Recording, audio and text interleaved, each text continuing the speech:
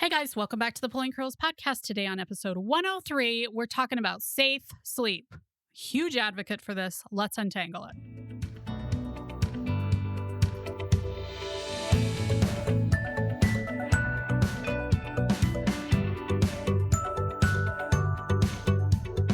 Hi, I'm Hillary Erickson, the curly head behind the Pulling Curls podcast, where we untangle pregnancy, parenting, home, and even travel. We know there's no right answer for every family, but hopefully we can spark some ideas that will work for yours. Life's tangled, just like my hair.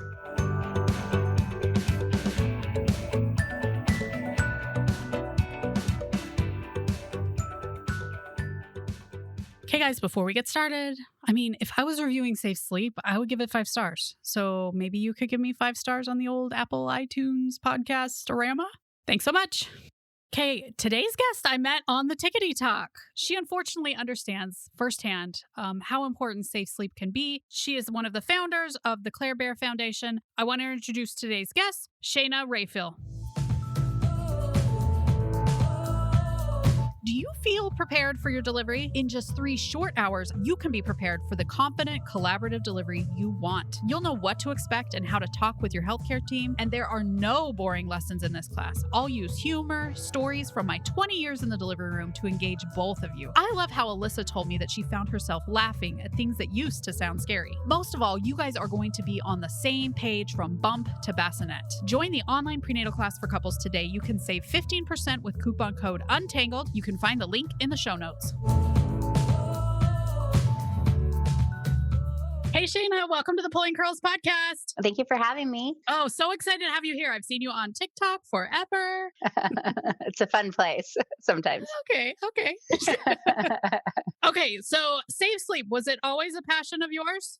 We've always been people who practice safe sleep, but it didn't originate because we were looking at it so much from a safety aspect. It was just that my husband and I decided that our space was going to remain our space as adults, and that we've always just had our kiddo in a safe sleep space. But then obviously it has morphed into something much greater, where I now understand the whys and have dove further into the safe sleep area than I ever thought or wanted to before. So now I'm very passionate about it, but it didn't start out necessarily that way. I love that you guys made that decision in advance. That's something I always tell my prenatal class people, because I think a lot of times moms think about it and dads don't think about it at all, Yep. or moms are educated about it. And then the baby comes home and the dad's like, what? We have a nursery.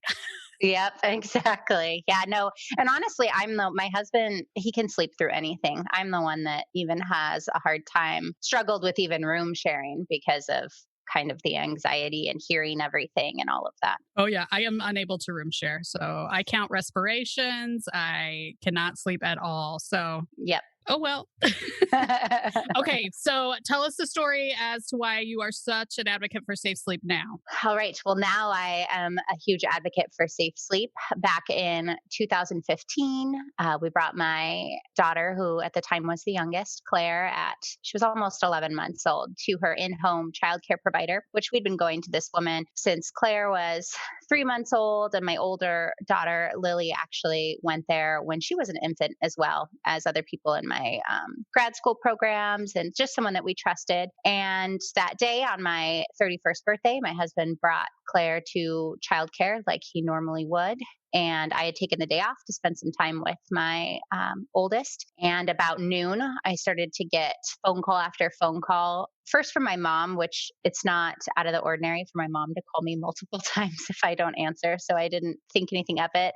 But then strangely enough, my husband called, which is a little bit alarming during the workday for him to call me, and told us that we needed to get to the hospital. It was a long night, long few months while we waited for the autopsy and everything. And we had no idea that our childcare provider hadn't been honest with us about where Claire was sleeping. So even the doctor that night thought that maybe she had choked on something. We weren't quite sure. And then it wasn't until the autopsy report came back that we found out that Claire was in an unsafe sleep environment, that they had been putting her down to sleep on their adult bed in their home rather than the safe sleep spaces they had shown us. And Claire asphyxiated during her nap, which then threw us into this world of trying to understand what it is that happened. And I ended up learning about safe sleep more than I ever knew before and becoming a huge advocate and just wanting people to be more aware as a way, initially started out as a way to kind of channel my grief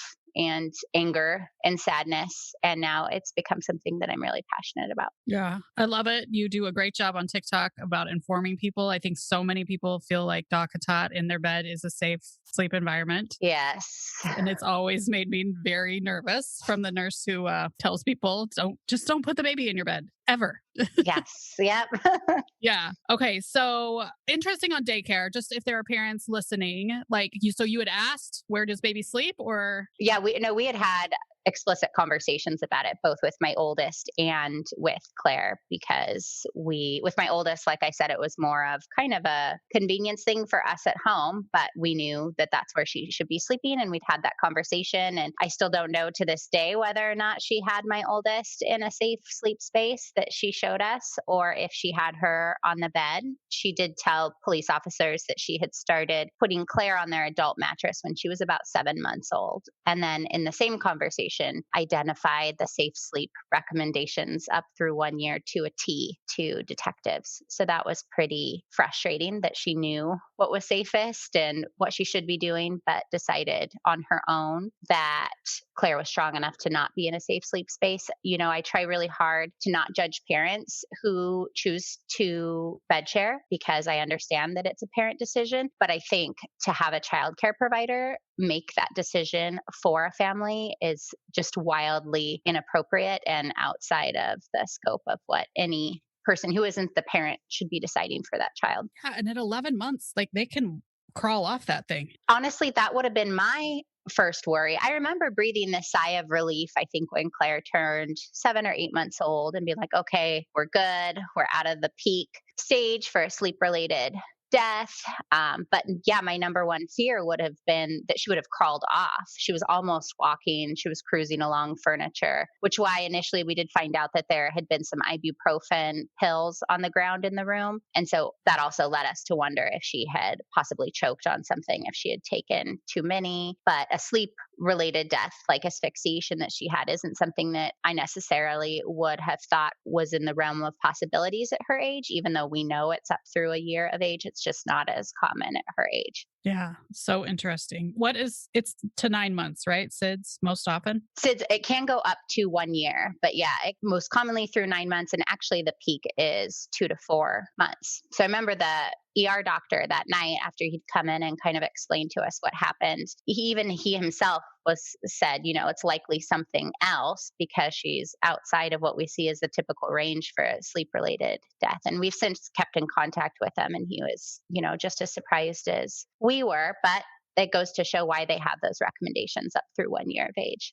Yeah, I will say that this type of death for the hospital staff is extremely difficult for us as well. So I'm sure he was heartbroken. Oh, I don't really remember a lot from the conversations that night in the emergency room. We were talking to medical staff, we were talking to detectives. We weren't allowed to talk to the childcare provider, and I didn't remember a lot of what he said. So 2 weeks later, he came and met with me one on one and walked me through the moment that she was at the ER until they called her time of death, and just re-walked through all the steps, answered my phone calls and emails for years. He's retired now, and we still will keep in contact. He's just a wonderful person, as well as there are a couple nurses that were there that night that we see when we go and tour Claire's room and have events at the hospital. Oh my gosh, that gives me chills. What a kind thing to do.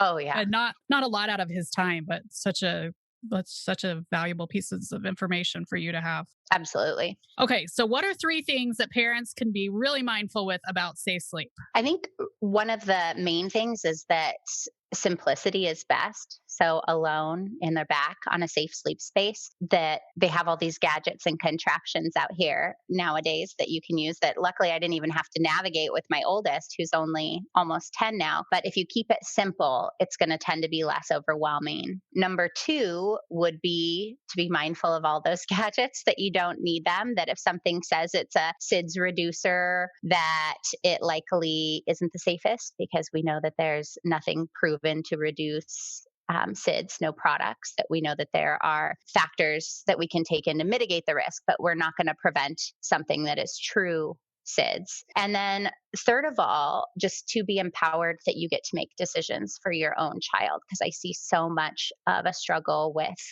grandparents or family members that did things one way, and now as new parents they're trying to do something the other way, and they might feel that they don't have the experience to kind of put their foot down on the practices that they want for their child. But just to know that I think new parents have even more knowledge. They have far more knowledge now, that especially when I see things like on TikTok, than I ever was aware of, or questions that I knew to ask when I was younger. So just be empowered and feel empowered to make your decision for your child. Yeah. I mean, it's hard because for our parents, it was always tummy. Yeah. Tummy to sleep. And then we just flipped it. And I'm sure that was like a complete 180, because even my mom, so my oldest is 20, he'll be 21 this summer. And it was just a lot. Like, because she thought, well, if he spits up, where's it going to go? Because that was their big, why you put him on their tummy. If they spit up, it'll just go on the mattress. So, be mindful of your parents. If they have opposite opinions, just inform them as to why. And all the studies have shown that when you put them back to sleep, it's just safer. Don't just be like, you're dumb, mom, because that's not going to help her either. The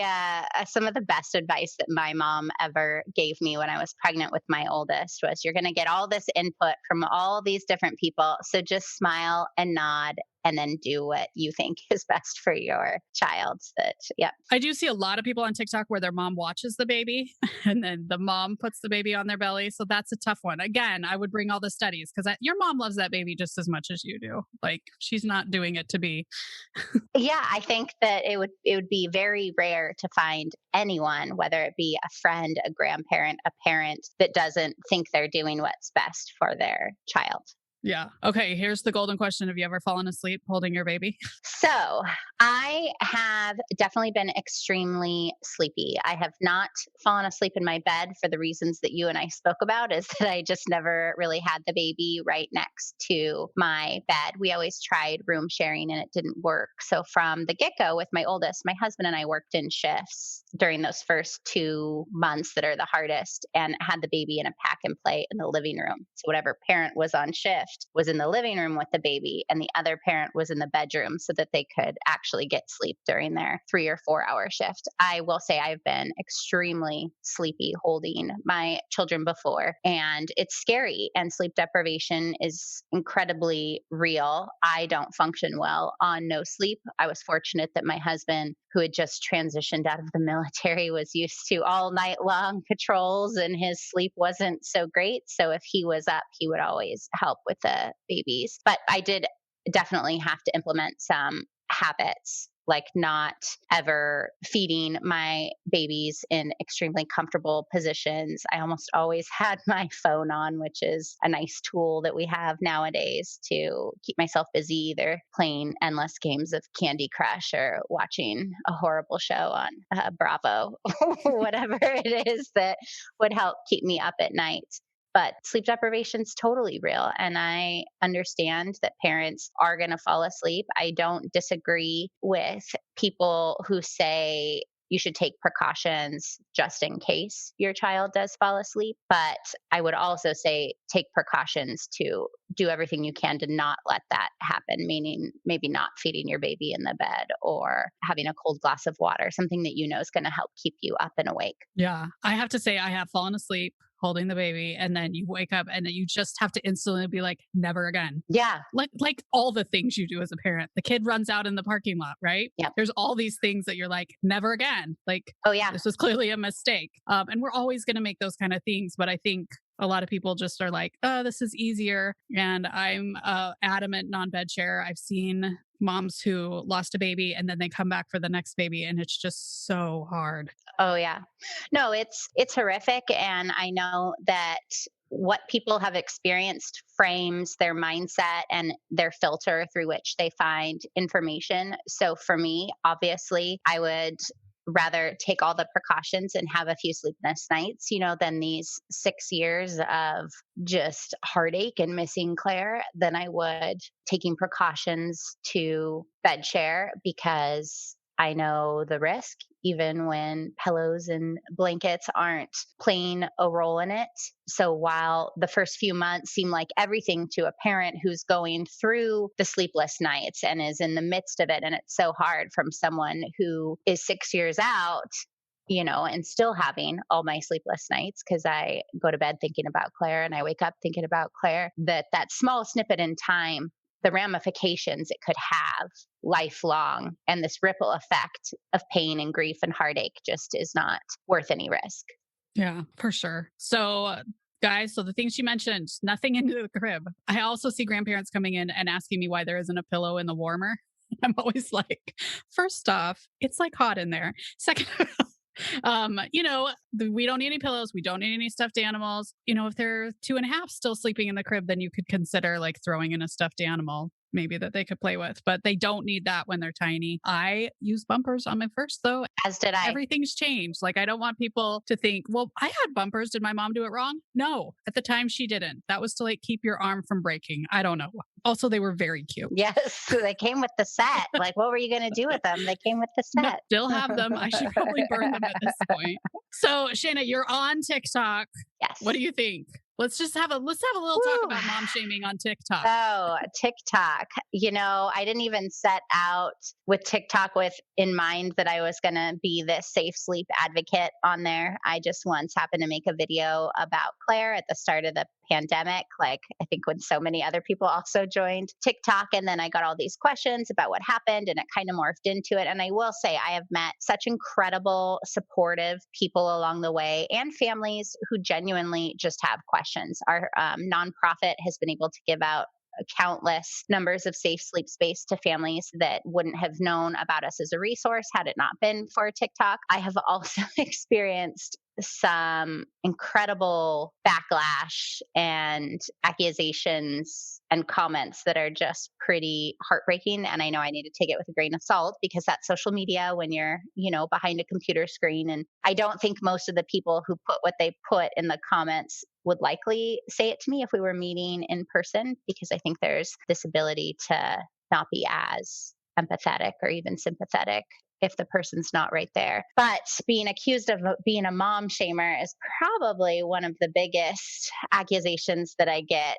But as you know, I take the stance. I never comment anything negative on other people's videos. I don't critique people who make videos, even that I find to be wildly unsafe, but I will share information on my page. And I kind of have this unwritten rule that I stick to my page. But this last weekend was a little crazy. It was the first time I'd ever been accused of lying about how my daughter died in order to, I think the word was fearmonger other parents into safe sleep. So that was a whole new low, particularly because it was by a nurse as well, that triggered me a little bit. I'm not going to lie that I had a very rough few days. Yeah, I was shocked. Okay, I didn't know she was a nurse. What kind of nurse?